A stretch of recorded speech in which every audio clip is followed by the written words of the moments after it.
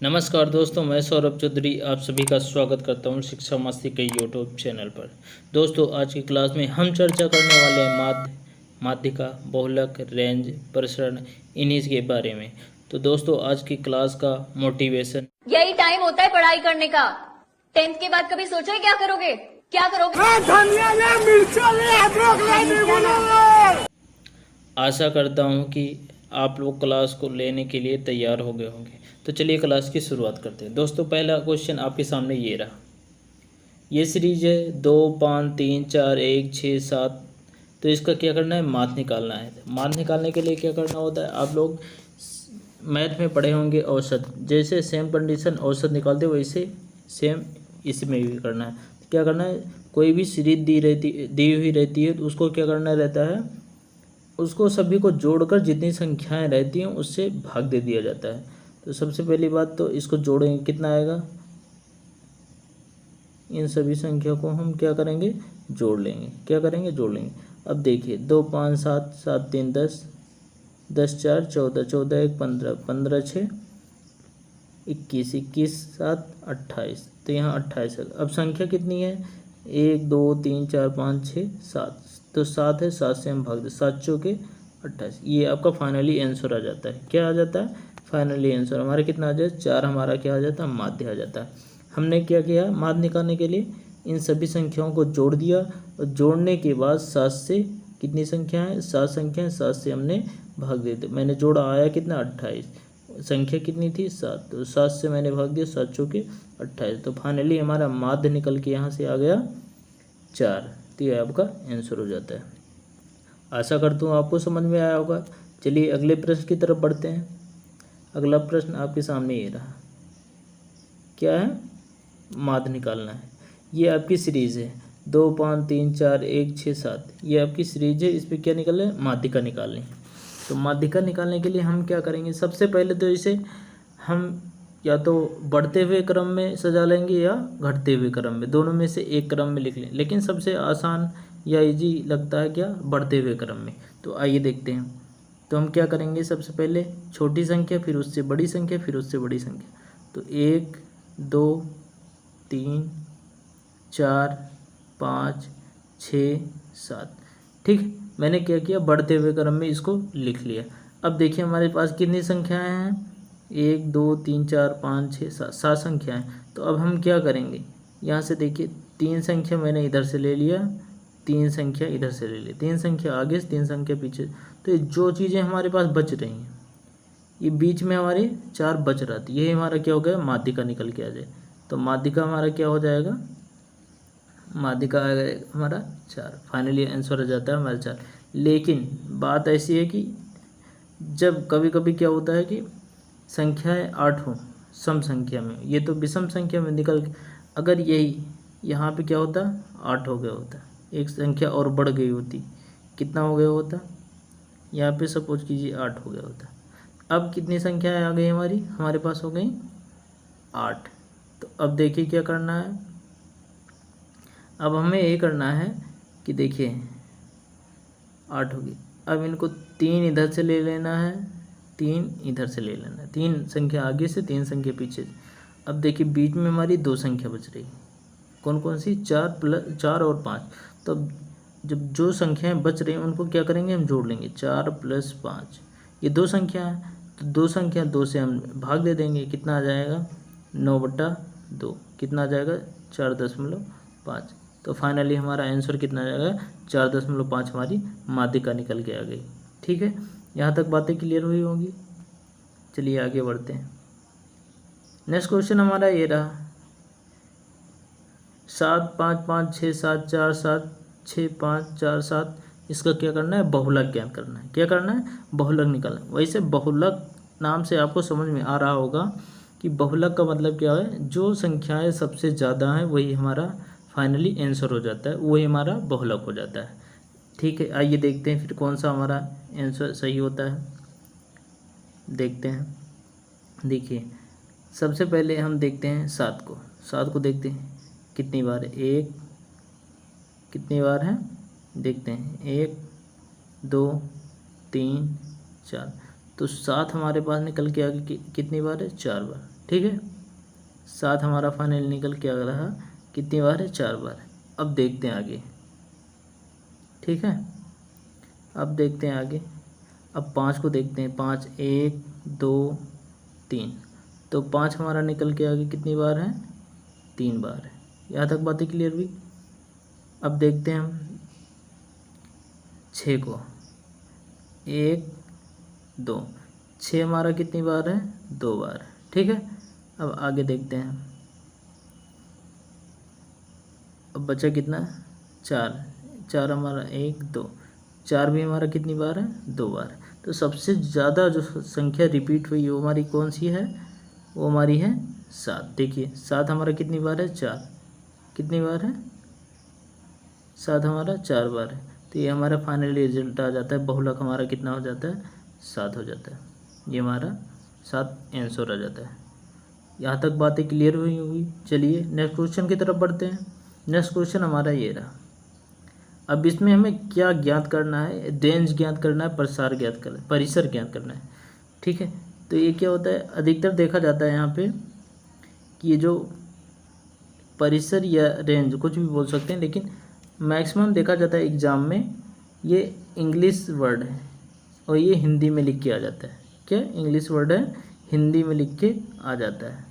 ठीक है, range English word है।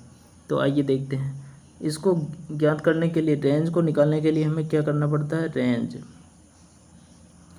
सबसे बड़ी संख्या जो होगी, इसमें बड़ी संख्या माइनस की छोटी संख्या, सबसे बड़ी संख्या जो होगी उससे सबसे छोटी संख्या माइनस कर देंगे, वही हमारा फाइनली आंसर आ जाएगा। तो आइए देखते हैं इस सीरीज में हमारी कौन सी सबसे बड़ी संख्या है। तो हमारी सबसे बड़ी संख्या हमारी 23 दिख रही है। कितना, 23 दिख रहा है। और छोटी संख्या देखिए इसमें कितना दिख रहा है, 11 दिख रही है। तो हम क्या करेंगे, 23 माइनस 11, फाइनली हमारा जो आंसर यहाँ पे आ रहा है 12 आ जाएगा। क्या, 12 हमारा परिसर हो गया, रेंज हो गया। ठीक है, ये हमारा फाइनली आंसर कितना आ जाएगा, 12। ठीक, चलिए अगले प्रश्न की तरफ बढ़ते हैं। अगला प्रश्न आपके सामने ये रहा। क्या ज्ञात करना है, विचरण। अब इसमें देखिए विचरण बोले क्या, विचरण बोले, प्रसरण बोले, प्रसार बोले। क्या विचरण बोले, प्रसरण बोले या प्रसार बोले, सभी का मतलब एक ही होता है। ठीक है, इसमें हम कुछ भी बोल सकते हैं, जिससे चाहे वही बोल सकते हैं, लेकिन याद रखिएगा एग्ज़ाम में, नहीं तो दिक्कत हो जाएगी। अब देखते हैं इसको सलूशन कैसे करते हैं। सबसे पहले हमें इसको विचरण निकालने के लिए हमें क्या करना होगा, सबसे पहले हमें माध्य निकालना होगा। क्या निकालना होगा, माध्य निकालना होगा। अब माध्य निकालने के लिए हमने क्या किया था, सबसे पहला प्रश्न हमारा माध्य था। तो माध्य हमने कैसे निकाला था, सभी संख्याओं को क्या कर लिया था, हमने जोड़ लिया था। जितनी भी संख्या थी हमारी, हमने उसे जोड़ लिया था। और जोड़ने के बाद जितनी संख्या थी उससे हमने भाग दे दिया था। कितनी संख्याएं हैं इसमें, देखिए कितनी संख्याएं, 3 3 6 3 त्रिके 9, कितनी संख्या है, 9 संख्या है। ठीक है, अब हम इनको जोड़ लेते हैं। आइए देखते हैं, 10 10 20 10 30 10 40 10 50, हमारे पास कितनी संख्या है, 50 हो गई अभी। अब देखिए 9 11 कितना हो गया, 20, 9 11 20। अब फिर यहाँ 9 11 20, ये भी हो गया। अब बटे में हमारे पास संख्या कितनी है, टोटल 3 3 6 3 त्रिके 9, 9 संख्या, 9 से हम क्या करेंगे, भाग दे देंगे। ठीक है, अब हम जोड़ेंगे 50 20 70 20 90, 90 बटे में 9, 9 से भाग देंगे, हमारा आंसर कितना आ जाएगा, माध्य निकल के हमारा आ गया, माध्य निकल के हमारा आ गया 10। अब हमें क्या करना है, अब इसको ध्यान में रखिएगा। अब हमें क्या करना है, अब माध्य निकल के आ गया हमारा। ठीक है, अब हमको क्या करना है, अब देखिएगा। अब हमें जो है आगे प्रोसेस क्या करता है कि इन सभी संख्याओं का डिफरेंस लेंगे, इन सभी संख्याओं का हम अंतर लेंगे। ये जितनी भी संख्याएं हैं हमारी, इन सभी संख्याओं का अंतर लेंगे। अंतर लेने के बाद उसका वर्ग करके हम जोड़कर जितनी संख्याएं हैं, 9 संख्याएं हैं, 9 से हम भाग दे देंगे। तो माध्य हमारा कितना आया था? माध्य हमारा निकल के आया था, माध्य हमारा निकल के आया है 10। ठीक है, अब 10। अब इन सभी संख्याओं का अंतर लेंगे और इन अंतर लेने के बाद उसका वर्ग करके हम जोड़कर 9 संख्या हैं, 9 से हम भाग दे देंगे। तो हमारे पास देखिए कितनी संख्याएं हैं। अब इनका अंतर, 10 का अंतर देखते हैं। 10 का अंतर, इसका अंतर 0 आएगा जी। 1 2 3 4 5, 5 संख्या हमारे पास 10। इसका मतलब 0 का स्क्वायर, 0 कितनी बार आएगा? 5 बार आएगा। ठीक है, 0 कितनी बार आएगा? 5 बार आएगा। अब हम इसका अंतर लेंगे, 10 और 9 का अंतर लेंगे, 1 का स्क्वायर करेंगे 1 आएगा। फिर 9 और 11 का अंतर लेंगे, 1 बचेगा, ए स्क्वायर 1 ही आएगा।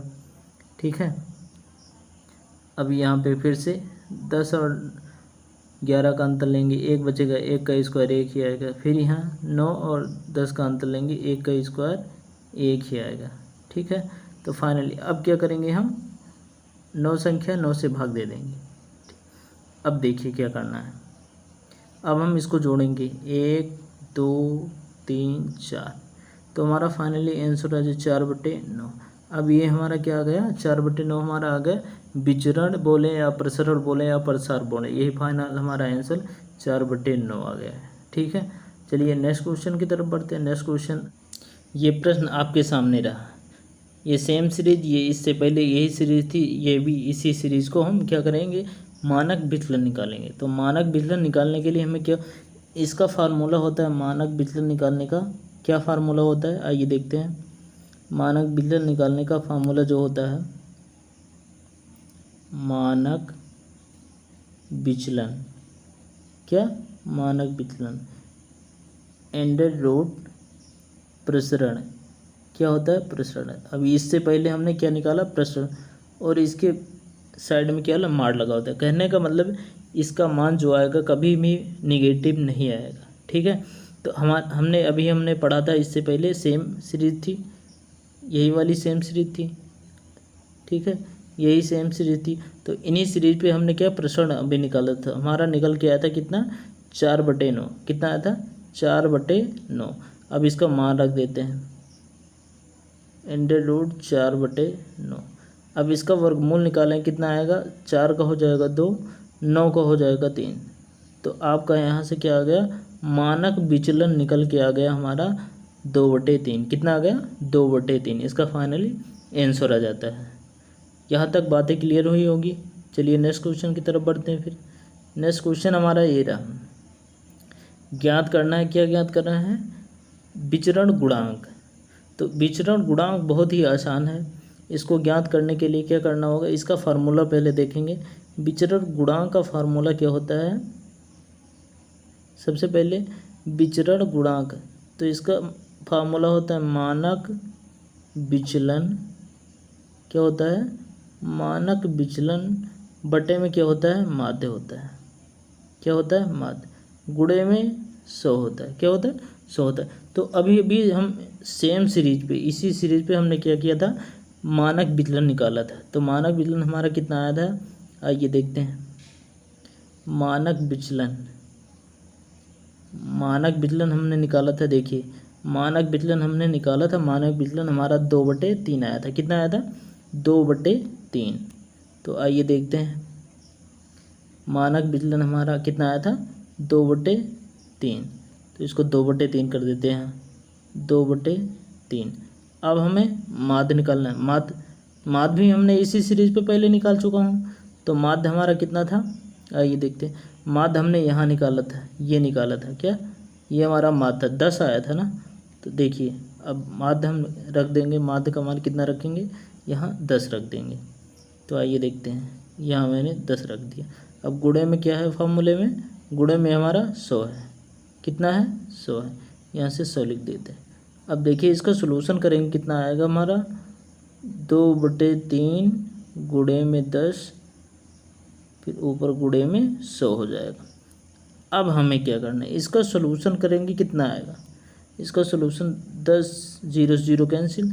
अब फाइनली हमारा आंसर आ जाता है 20/3। ये हमारा क्या आ गया, परसेंटेज में आएगा, ठीक है।